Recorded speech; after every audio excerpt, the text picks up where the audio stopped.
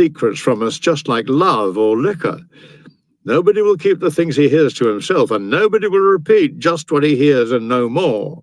Neither will anyone who has failed to keep a story to himself keep the name of his informant to himself. Every person, without exception, has someone to whom he confides everything that is confided to himself.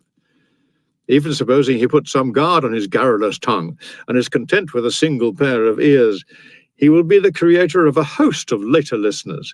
Such is the way in which what was but a little while before a secret becomes common rumor. Never to wrong others takes one a long way towards peace of mind. People who know no self-restraint lead stormy and disordered lives, passing their time in a state of fear, commensurate with the injuries they do to others, never able to relax. After every act, they tremble, paralyzed, their consciences continually demanding an answer, not allowing them to get on with other things. To expect punishment is to suffer it, and to earn it is to expect it. Where there is a bad conscience, some circumstance or other may provide one with impunity, but never with freedom from anxiety. For a person takes the attitude that even if he isn't found out, there's always the possibility of it. His sleep is troubled. Whenever he talks about someone else's misdeed, he thinks of his own, which seems to him all too inadequately hidden, all too inadequately blotted out of people's memories. A guilty person sometimes has the luck to escape detection, but never to feel sure of it. Letter number 107. Where's that moral insight of yours?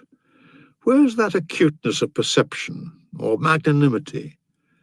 Does something as trivial as that upset you? Your slaves have seen your absorption in business as their chance to run away. So be it. You have been let down by friends. For by all means, keep the name we mistakenly bestowed on them, and be called such just to heighten their disgrace. But the fact is that your affairs have been freed for good, and all of a number of people on whom all your trouble was being wasted, and who considered you insufferable to anyone but yourself. There's nothing unusual or surprising about it all. To be put out by this sort of thing is as ridiculous as grumbling about being spattered in the street or getting dirty where it's muddy.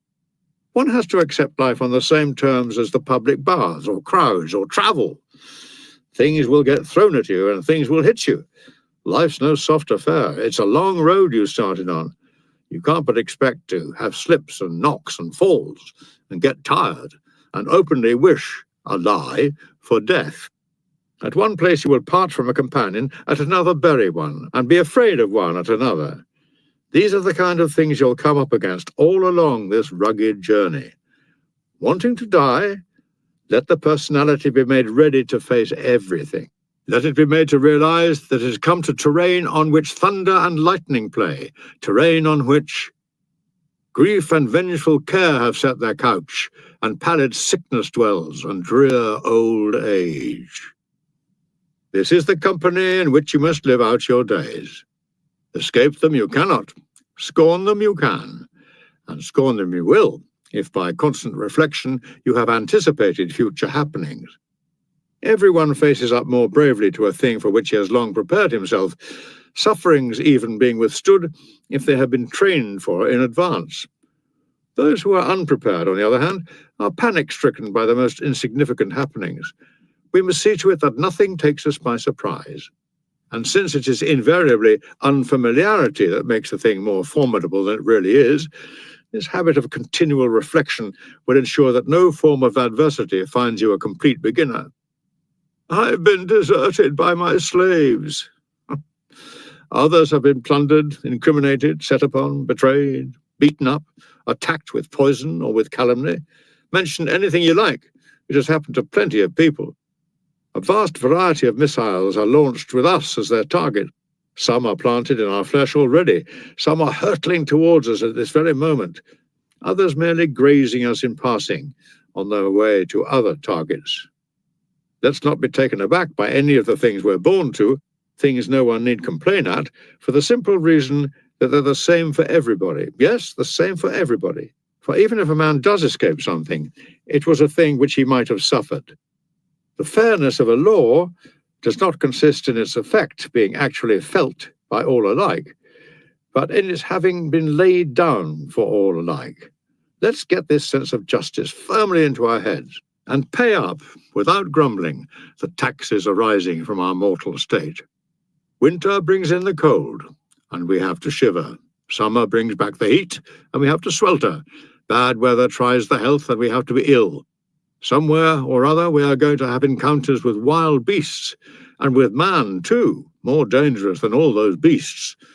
Floods will rob us of one thing, fire of another. These are conditions of our existence which we cannot change.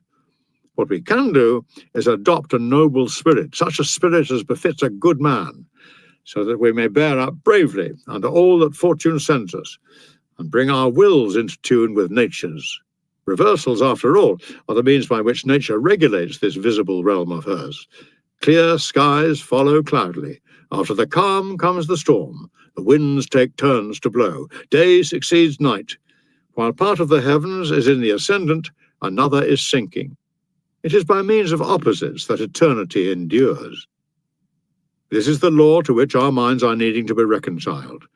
This is the law they should be following and obeying. They should assume that whatever happens was bound to happen, and refrain from railing at nature. One can do nothing better than endure what cannot be cured, and attend uncomplainingly the God at whose instance all things come about. It is a poor soldier that follows his commander grumbling. So let us receive our orders readily and cheerfully, and not desert the ranks along the march of this glorious fabric of creation, in which everything we shall suffer is a strand. And let us address Jupiter, whose guiding hand directs this mighty work, in the way our own Cleanthes did, in some most expressive lines, which I may perhaps be pardoned for translating in view of the example set here by that master of expressiveness, Cicero. If you like them, so much the better. If not, you will at least know that I was following Cicero's example. Lead me, master of the soaring vault of heaven, lead me, Father, where you will. I stand here prompt and eager to obey. And even suppose I were unwilling, still I should attend you and know suffering, dishonorably and grumbling, when I might have done so and been good as well. For fate, the willing leads, the unwilling drags along. Let us speak and live like that. Let fate find us ready and eager. Here is your noble spirit, the one which has put itself in the hands of fate. On the other side, we have the puny, degenerate spirit, which struggles, and which sees nothing right in the way the universe is ordered, and would rather reform the gods than reform itself. Letter number 108. The subject you ask me about is one of those in which knowledge has no other justification than the knowledge itself. Nevertheless, and just because it is so justified, you're in a great hurry and reluctant to wait for the encyclopedia of ethics I'm compiling at this very moment. Well, I shall let you have your answer immediately, but first I'm going to tell you how this enthusiasm for learning, with which I can see you're on fire, is to be brought under control if it isn't going to stand in its own way. What is wanted is neither haphazard dipping nor a greedy onslaught on knowledge in the mass. The whole will be reached through its parts, and the burden must be adjusted to our strength. We mustn't take on more than we can manage. You shouldn't attempt to absorb all you want to, just what you've room for. Simply adopt the right approach, and you will end up with room for all you want. The more the mind takes in, the more it expands.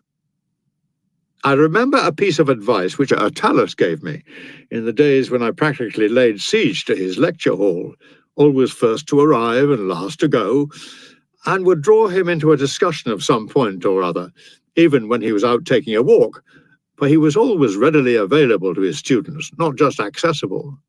A person teaching and a person learning, he said, should have the same end in view, the improvement of the latter. A person who goes to a philosopher should carry away with him something or other of value every day. He should return home a sounder man, or at least more capable of becoming one. And he will, for the power of philosophy is such that she helps not only those who devote themselves to her, but also those who come into contact with her. A person going out into the sun, whether or not this is what he is going out for, will acquire a tan. Customers who sit around rather too long in a shop selling perfumes carry the scent of the place away with them.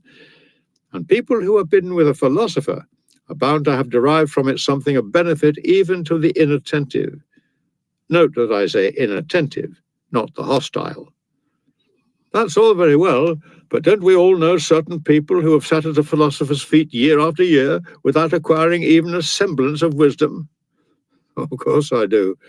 Persevering, conscientious people, too.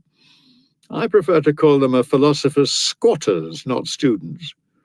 Some come not to learn, but just to hear him, in the same way as we're drawn to a theatre for the sake of entertainment, to treat our ears to a play or music or an address. You'll find that a large proportion of the philosopher's audience is made up of this element, which regards his lecture hall as a place of lodging for periods of leisure. They're not concerned to rid themselves of any faults there or acquire any rule of life by which to test their characters, but simply to enjoy to the full the pleasures the ear has to offer. Admittedly,